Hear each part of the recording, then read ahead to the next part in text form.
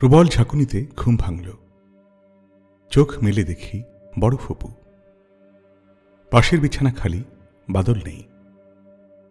সকালে ঘুম ভাঙতেই প্রথম যে জিনিসটা জানতে ইচ্ছা করে তা হচ্ছে কটা বাজে।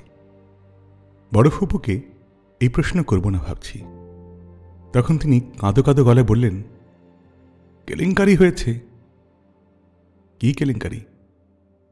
মানুষকে মুখ দেখাতে পারবো না রে। আমি বিছানায় বসতে বসতে বললাম, মেইন ইঞ্জিনিয়ার রাতে এসেছিল, তারপর আর ফিরে যায়নি, তাই তো? তুই জানলে কি করে? অনুমান করছি। আমি সকালে একতলায় নেমে দেখি ওই ছেলে আর ঋণ কি ছেলে নাকি রাতে তোর ফুপার অসুখের খবর পেয়ে এসেছিল, ঝড় বৃষ্টি দেখে আর ফিরে যায়নি। আর ওই বদমেয়ে সারা রাত ওই ছেলের সঙ্গে গল্প করেছে। বলো কি? আমার তো হাত ঘামছে। কিরকম বদমেয়ে চিন্তা করে দেখ। মেয়ের কত বড় সাহস! ওই ছেলে এসেছে ভালো কথা, আমাকে তো খবরটা দিবি। আমি গম্ভীর গলায় বললাম, ওই ছেলের বা কেমন আক্কেল? রাত দুপুরে এলো কি জন্যে? হ্যাঁ, দেখ না কাণ্ড। বিয়ে হয়নি, কিছু না, শুধু বিয়ের কথা হয়েছে। এর মধ্যে নাকি সারা রাত জেগে গল্প করতে হবে। রাত কি চলে গেছে নাকি? খুবই সত্যি কথা। এখন ধর কোনো কারণে যদি বিয়ে ভেঙে যায়, তারপর আমি মুখ দেখাবো কিভাবে? আমি এক্ষুনি নিচে যাচ্ছি ফুপু। ওই ফাজিল ছেলের গালে ঠাস করে একটা চর মারব, তারপর দ্বিতীয় চর রিনকির গালে।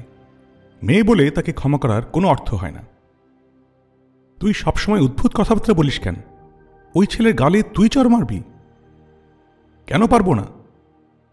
যে ছেলে দুদিন পরে এবারের জামাই হচ্ছে, তার গালে তুই চর মারতে চাস? তোর কাছে আসলাম একটা পরামর্শের জন্যে। আজই ওদের বিয়ে লাগিয়ে দাও। আজই বিয়ে লাগিয়ে দেব? কাজী ডেকে এনে বিয়ে পড়িয়ে দাও, ঝামেলা চুকে যাক। তারপর ওরা যত ইচ্ছা রাত জেগে গল্প করুক। আসল অনুষ্ঠান পরে হবে, বিয়েটা হয়ে যাক। ফুপু নিঃশ্বাস ফেললেন। মনে হচ্ছে আমার কথা তার মনে ধরেছে। আমি বললাম, তুমি চাইলে আমি ছেলেকে বলতে পারি। ওরা আবার ভাববে না তো যে আমরা চাপ দিচ্ছি? চাপাচাপির কি আছে? ছেলে এমন কি রসগোল্লা, মার্বেলের মতো সাইজ। বিয়ে যে দিচ্ছি এতেই তার ধন্য হওয়া উচিত। তার তিন পুরুষের ভাগ্য যে আমরা। ফুপু বিরক্ত স্বরে বললেন, ছেলে এমন কি খারাপ? খারাপ তা তো বলছি না, একটু শর্ট। তা পুরুষ মানুষের শর্টে কিছু যায় আসে না। পুরুষ হচ্ছে সোনার চামচ। সোনার চামচ পাকাও ভালো। আজই বিয়ের ব্যাপারে ছেলে কি রাজি হবে? দেখি কথা বলে। আমার ধারণা হবে। তোর কথা তো সবসময় আবার মিলে যায়, একটু দেখ কথা বলে। আমি আমার পাঞ্জাবি খুঁজে পেলাম না।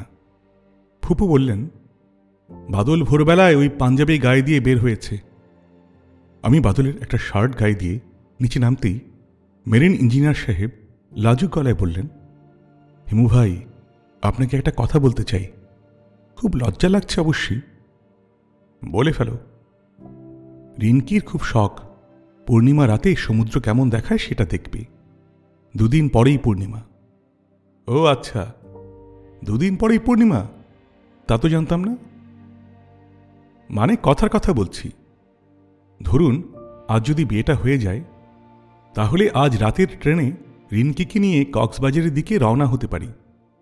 বিয়ের আনুষ্ঠানিকতাটা শেষ করে রাখা আর কি। পরে একটা রিসেপশনের ব্যবস্থা না হয় হবে।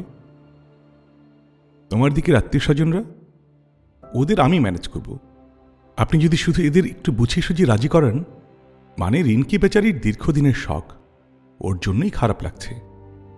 না না, তা তো বটেই। দীর্ঘদিনের শখ থাকলে তা মেটানোই উচিত। রাতের টিকিট পাওয়া যাবে তো? পুরো ফার্স্ট ক্লাস বার্থ রিজার্ভ করতে হবে। রেলওয়েতে আমার লোক আছে হিমু ভাই। তাহলে তুমি বরং ওই দিকটাই আগে দেখো, আমি এদিকটা ম্যানেজ করছি। আনন্দে ইঞ্জিনিয়ার সাহেবের চোখ চকচক করছে। সে গাঢ় গলায় বলল, রিনকি আমাকে বলেছিল হিমু ভাইকে বললেই উনি ম্যানেজ করে দিবেন। আপনি যে সত্যি সত্যি করবেন বুঝিনি। আমি হাসতে হাসতে বললাম, কি নিয়ে গল্প করলে সারা রাত? গল্প আর কি করব বলুন। রিনকি এমন অভিমানী, কিছু বললেই তার চোখে পানি এসে যায়। সুপার সেন্সিটিভ মেয়ে। কথায় কথায় একসময় বলেছিলাম যে ইউনিভার্সিটিতে পড়ার সময় হেনা নামের একটা মেয়ের সঙ্গে সামান্য পরিচয় হয়েছিল। এতেই রিনকি কেঁদে অস্থির। আমাকে বলছে আর কোনোদিন যদি এই মেয়ের নাম মুখে আনি সে নাকি সুইসাইড করবে। এরকম সেন্সিটিভ মেয়ে নিয়ে বাস করা কঠিন হবে। খুবই দুশ্চিন্তা লাগছে হিমু ভাই। ইঞ্জিনিয়ার সাহেবকে কিন্তু মোটেও চিন্তিত মনে হল না, বরং খুবই আনন্দিত মনে হল।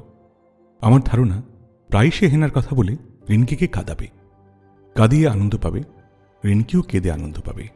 ওদের এখন আনন্দেরই সময়। আমি বললাম, কথা বলে সময় নষ্ট করার কোনো মানে নেই। তুমি তোমার আত্মীয় স্বজনকে বলো, তার চেয়ে যা জরুরি তা হচ্ছে টিকিটের ব্যবস্থা। আমি ফুপাফুবুকে রাজি করাচ্ছি। রাজি হয়েছেন কিনা জেনে গেলে ভালো হতো না হিমু ভাই? আমি ভবিষ্যৎ বলতে পারি। তুমি কি এটা জানো না? জানি। আমি চোখের সামনে দেখতে পাচ্ছি তোমরা দুজন হাত ধরাধরি করে সমুদ্রের পাড়ে হাঁটছ। অসম্ভব সুন্দর জ্যোৎস্না হয়েছে। সমুদ্রের পানি রূপার মতো চকচক করছে। আর তোমরা, আমরা কি? থাক, সবটা বললে রহস্য শেষ হয়ে যাবে। আপনি এমন একজন অসাধারণ মানুষ হিমু ভাই, অসাধারণ।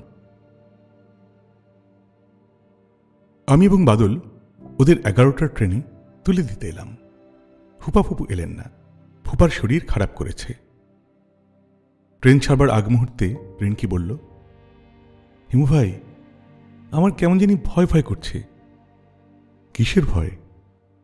এত আনন্দ লাগছে। আনন্দের পরেই তো কষ্ট আসে। যদি খুব কষ্ট আসে? কষ্ট আসবে না। তোদের জীবন হবে আনন্দময়। তোদেরকে আমি আমার ময়ূরাক্ষী নদী ব্যবহার করতে দিয়েছি। এই নদী যারা ব্যবহার করে তাদের জীবনে কষ্ট আসে না। তুমি যে কি পাগলের মতো কথা মাঝে মাঝে বলো। কিসের নদী? আছে একটা নদী। আমি আমার অতি প্রিয় মানুষদের সেই নদী ব্যবহার করতে দেই, অন্য কাউকে দেই না। তুই আমার অতি প্রিয় একজন, যদিও খানিকটা বোকা, তবু প্রিয়। তুমি একটা পাগল, তোমার চিকিৎসা হওয়া দরকার। ট্রেন নড়ে উঠল। আমি জানলার সঙ্গে সঙ্গে এগোতে লাগলাম। রিনকির আনন্দময় মুখ দেখতে এত ভালো লাগছে। রিনকির চোখে এখন জল, সে কাঁদছে। আমি মনে মনে বললাম, হে ঈশ্বর, এই কান্নাই রিনকি নামের মেয়েটির জীবনের শেষ কান্না হোক।